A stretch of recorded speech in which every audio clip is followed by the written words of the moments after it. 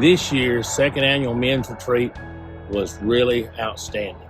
We did a lot of things. We prayed together, we played together, we shared the gospel with each other together. But the biggest thing of the whole weekend was the fellowship, and we could feel the Spirit of God moving upon us. Really amazed by the working of the Holy Spirit through the teaching, through the worship, through the fellowship, and just sharing around the small groups and the dinners and such. And really stuck with me that grace is received, not achieved.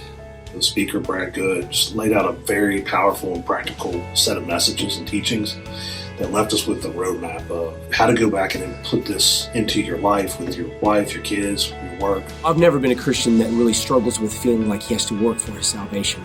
But I realized this weekend that I do feel like that there's lots of things that I feel like I ought to do. I ought to pray. I ought to read my Bible. I ought to go to this men's retreat. But turning that on its head and realizing that these things are gifts that I can receive from God, as opposed to things that I have to check off and achieve, was just liberating.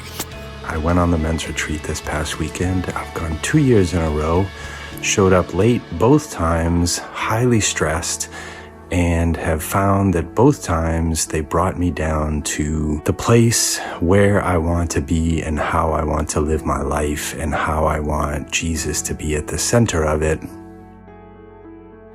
And I think you should go.